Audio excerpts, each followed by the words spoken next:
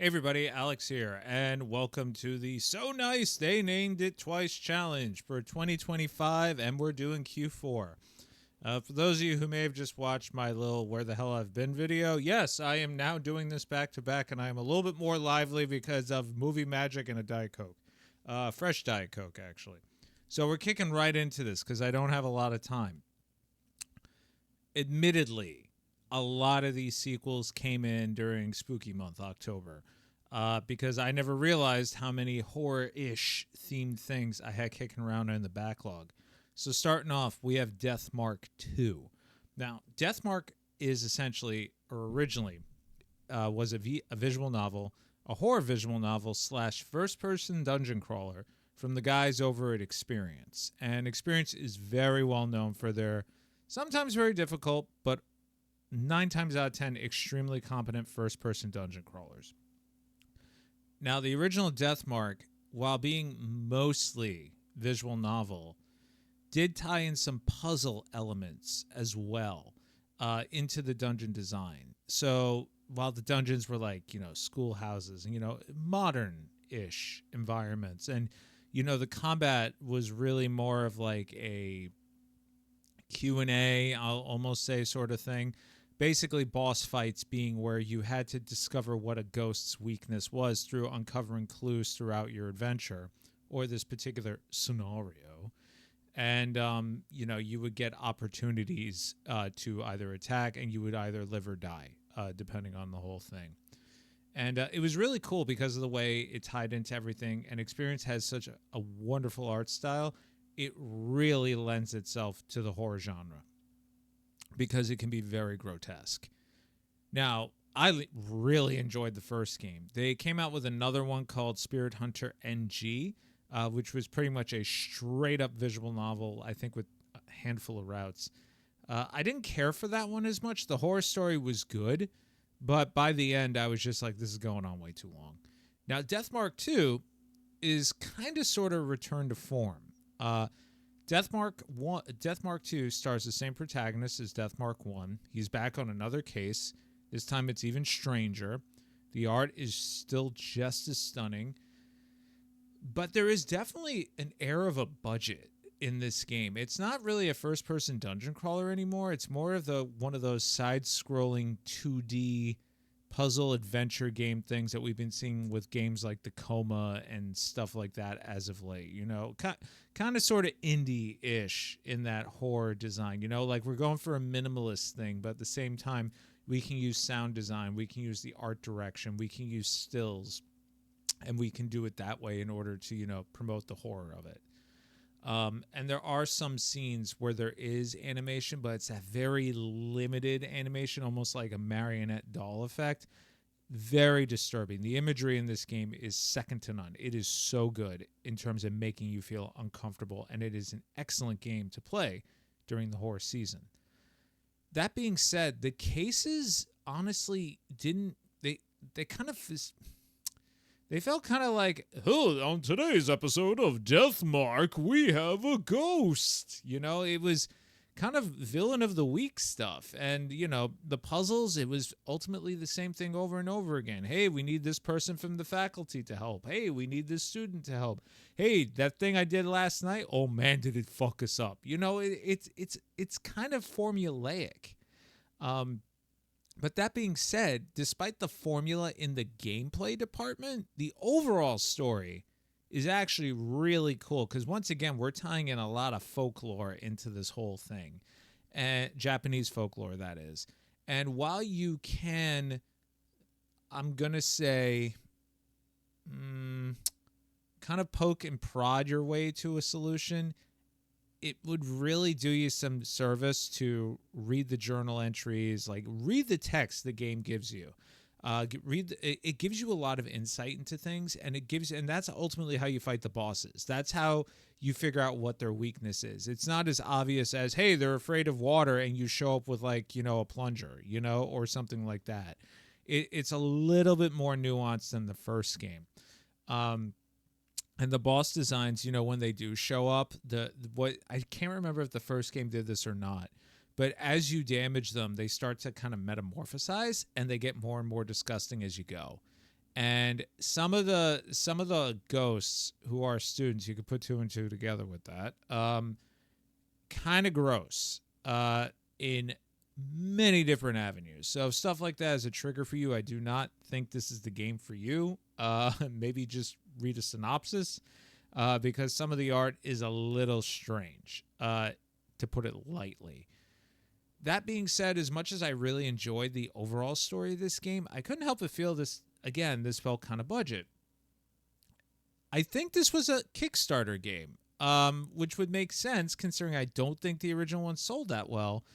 Because watching the credits, I was like, man, these credits are like 4 hours. Oh, backers. I don't remember there ever being a Kickstarter or an Indiegogo for this game at all.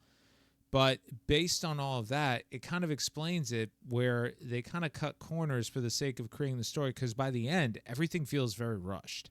So you could definitely tell they ran out of money. The voice acting, there's barely any to speak of. And a lot of it is kind of just like flavor sound, like, in a Yakuza game, for instance, where Kiryu will talk to somebody, you'll hear "Nani?" and then that's it. There's a lot of that, and it's a lot of repeat dialogue as well. In terms of the translation, it's actually pretty good. I don't think it's Axis's best, but I also don't know if they necessarily did it because this was a Kickstarter thing, and they may have just been the publisher that decided to help out Experience in making this.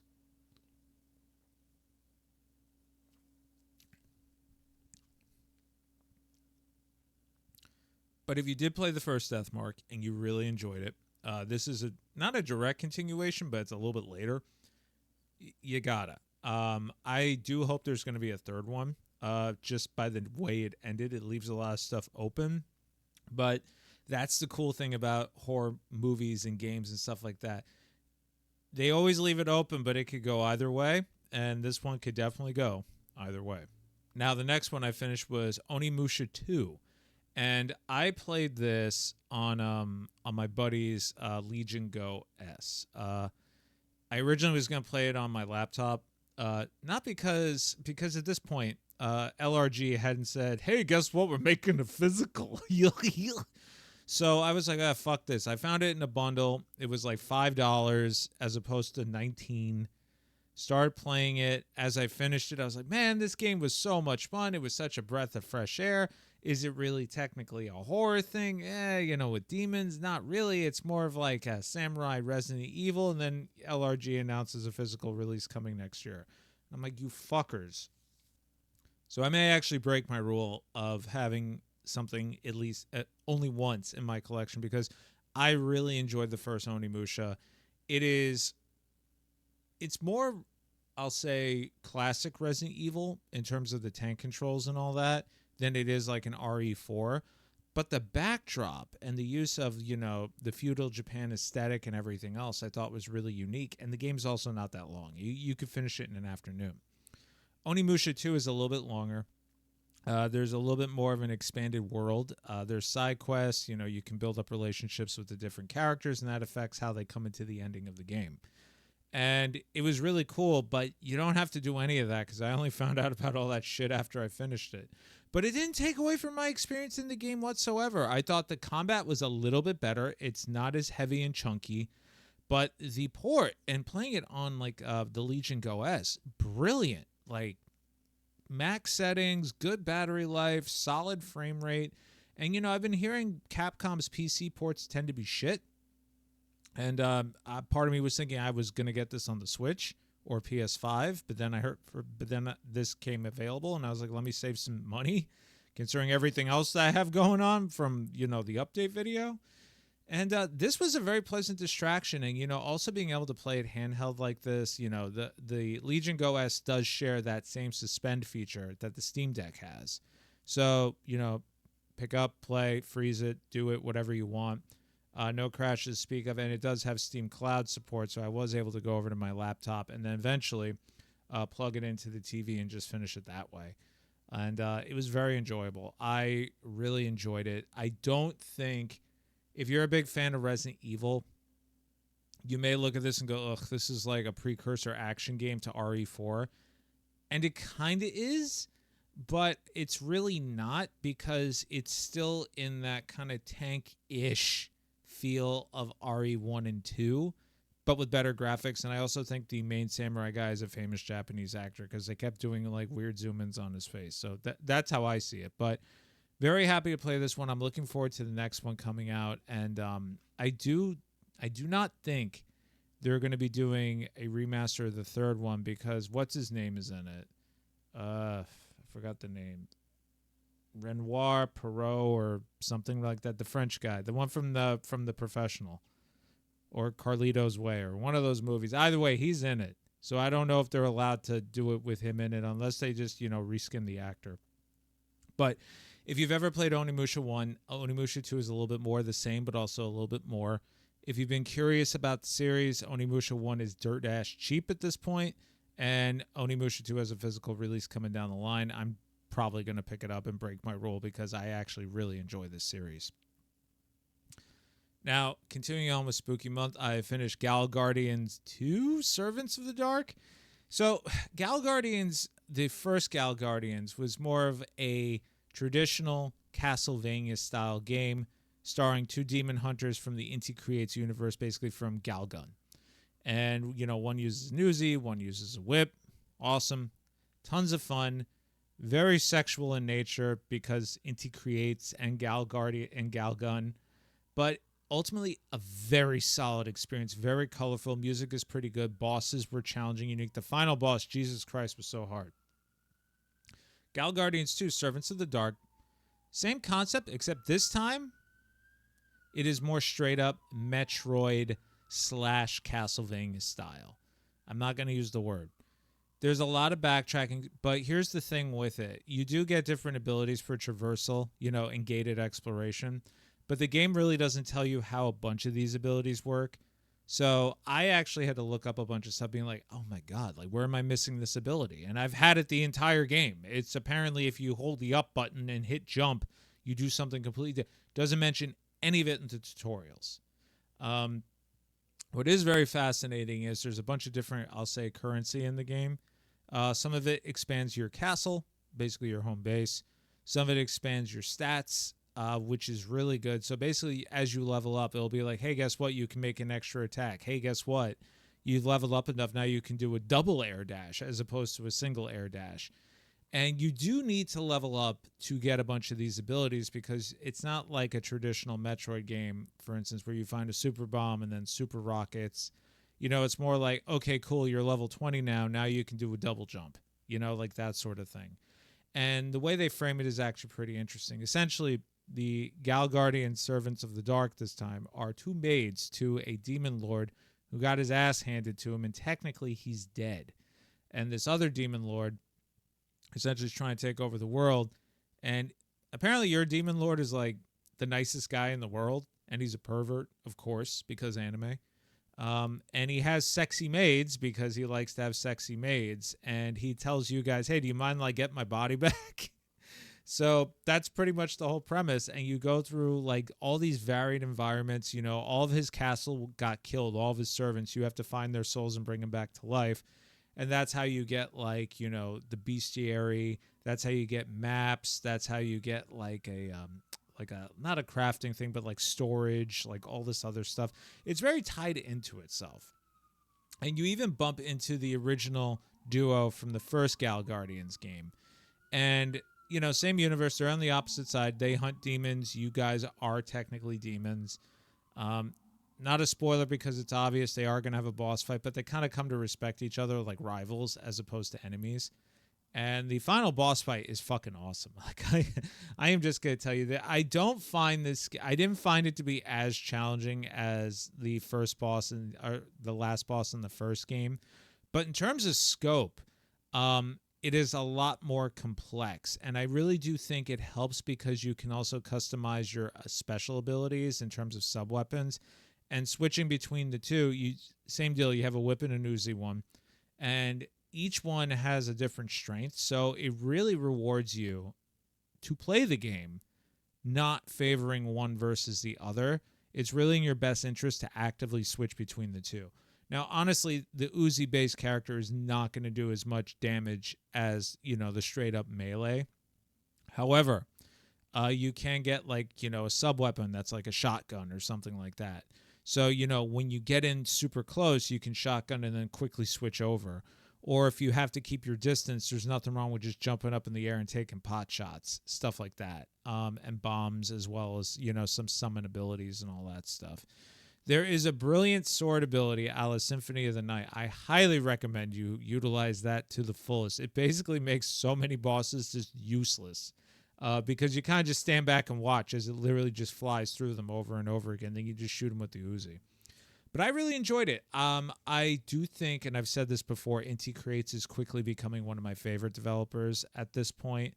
I love the fact that they kind of take that retro stuff and they make it modern, and they don't really, I'm not going to say adhere to traditional retro mechanics, but they kind of modernize them. And I do feel like this is a nice modernized, I'll say, comedic anime version of like a Symphony of the Night style game.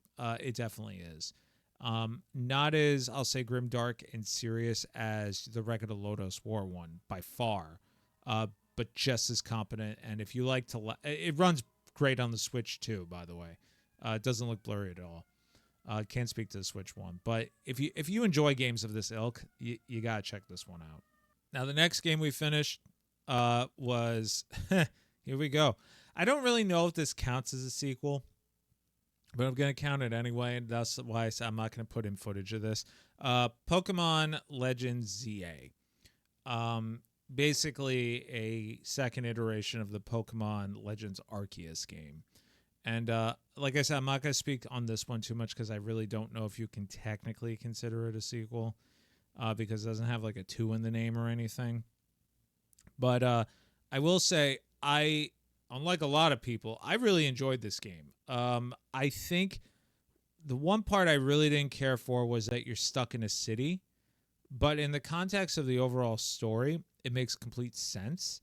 I kind of like the idea that there are different zones, kind of like the Safari Zone, like back in the day, where you would be like, oh, if I go to this one, you can find Genghis-Khan, which is great, but the game only opens them up as you progress through the game, so you can't, like, get stupid lucky and get, like, a Pinsir, like, at level 1, I didn't really do any trading or anything, but even there's a lot of side quests. You can actually get Pokemon through the side quests, which is really cool.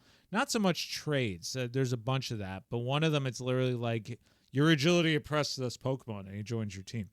And slight spoiler, it's one of the starters, and I happen to like this one. So you can technically get every starter if you really want to. There's no whack-a-madoo trading sorcery you have to do. You can literally find the who's who of who you want.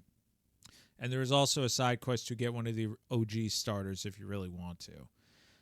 The combat, I know a lot of people said, it's too actiony. They prefer turn-based. It really is an action RPG system. But I do find, like, unlike a usual Pokemon game where I'm kind of just hitting buttons and walking away because I know it's super effective, I am actively moving around, knowing, like, okay, this fucker's going to use Waterfall. Or not Waterfall, Surf. I'm going to move out of the way, switch to another Pokemon, and then zoom back in, stuff like that. So for me, it was a lot more engaging, but I can definitely see where that's a little bit of a turnoff. The gym battles I thought were super fun. A little one-sided because it's obvious what the weakness is. You're like, oh, this one's a big fan of the electric. Okay, we're going in with rock. There's a lot of that. But it was overall, I thought it was really fun. But the one thing I will say about this game, and I mentioned this to a bunch of people, there is no voice acting. And, Pokemon do what Pokemon does, and Nintendo do what Genesis don't at this point.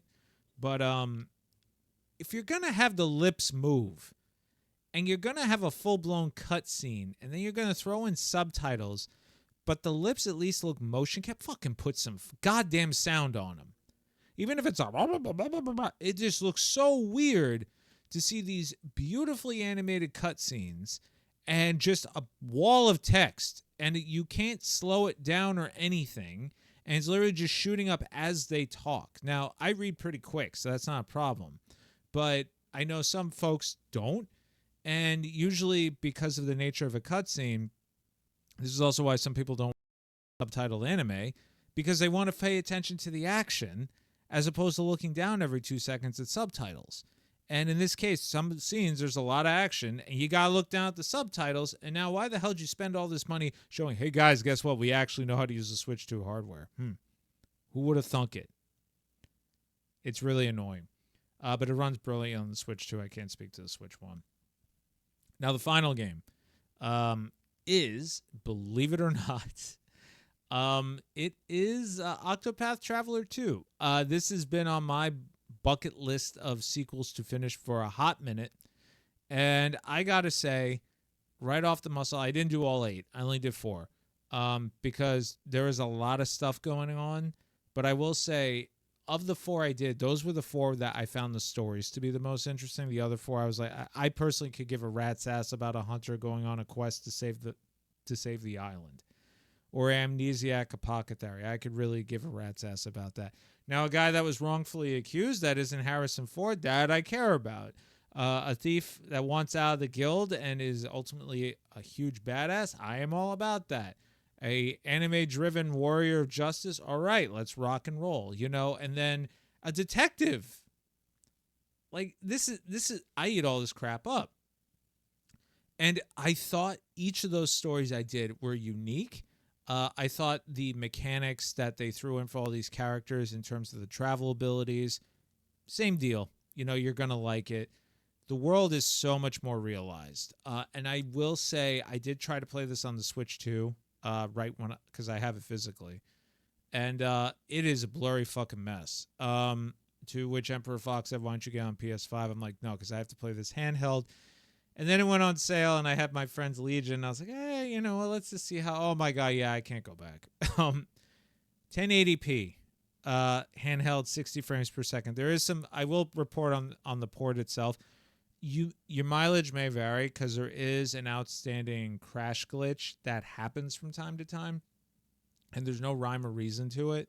You could be playing for 5 hours or 5 minutes, and it'll randomly just freeze and crash. It usually goes away if you play another game.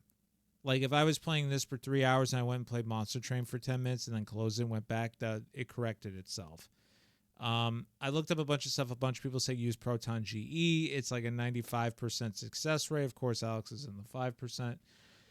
But overall, if you enjoyed the first Octopath Traveler, if you had problems with the first Octopath Traveler, you're going to love this game because it literally took all that and it upped the ante and it reduced the stuff that people got annoyed about, namely in the storyline department, because they are a lot more interesting. The voice acting, unlike Pokemon, really lends that. The performances are top-notch. And freaking, like, what's his name? Chris Sabat is like 12 different voices in this game. I'm like, oh my god, it's fucking All Might again. There were so many guys in there. Like I was just like, wow, they're using everybody. But Square Enix, what can you do? I did pop it into the Japanese setting for a bit, just because our Particio, I couldn't take his voice for much too long, and the Japanese guy sounded like a country bumpkin too. And I don't understand the nuances of accents within the Japanese language at all, but I could kind of tell, okay, he's supposed to be a little, yuck. But I loved it. It took me well over 40 hours to finish. I did the final boss with all 4 of my characters, as I said. I will say Hikari's was definitely the hardest. Not because of sheer difficulty, just sheer length. I was sufficiently leveled to endure and survive, but the way his final boss, this is not really a spoiler because it's a mechanic. A lot of the final bosses will arbitrarily change their breaking weaknesses, so you kind of have to guess what it is the whole time. But if you have somebody like Oswald who can kind of just, randomly figure out a weakness through his abilities, or use elemental barrages to be like, okay, yeah, this one's weak to lightning, like that sort of thing. One of my strategies was actually just boosting so that he would do I think it was 8 to 10 attacks of Elemental Barrage, which is randomly casting all 4 elements. And I'd be like, okay, cool, there's lightning in there. And then I would know immediately, okay, I'm going to use this ability, and this ability. And then you can also use the sub-jobs to, further expand that. Do yourself a favor, get the limit break once so you can go above 9,999. It makes everything so much easier. But that's the fun part too. I enjoy the battle system in Bravely Default, and I enjoy the battle system in Octopath Traveler. I kind of like the Bravely Default one a little bit more because I feel like you can break it a bit more. But Octopath Traveler definitely rewards you for your creativity when it comes to picking jobs and sub-jobs and support abilities and all that stuff. So do yourself a favor, play through all the characters, because I did. I at least got everybody to Chapter 2. Like, I actually played Chapter 2. Just to see, okay, yeah, I like this ability. You know, I'm going to try to figure out how to unlock this particular class, this, that, and the third. And, you know, you can get your class customization in there because ultimately it's like, yeah, Hikari starts out as a warrior, but he can become anything you want, as it were, right? So I had him as main job hunter, so then he's running around with cat ears. That looked a little silly. But man, you give him an axe and you just buff the hell out of him. Whoo-wee, you fucker's in trouble. Such a good game. Highly, highly recommend it. At least as of this recording, Octopath Traveler 0's out, so I am officially caught up. I can jump into that one next. And second I catch that one on a deal, I'm definitely going to play it. I really enjoyed this one. I kind of think I do want to get on the Steam Deck, though, or the Legion Go, or whatever it is. I will pick it up physically, though, because I will break the rule for this because I love Octopath. Anyway, there you go. I think that was 5 games, but I really don't know if Arceus counts. I feel like that's just more of a riff because it's not like Arceus 2, and it really doesn't play into it at all. It kind of just acknowledges the things that happened in previous mainline Pokemon games as canon, as opposed to an Isekai. But anyway, I've been Alex, and I'll see you all in the next video. Take care.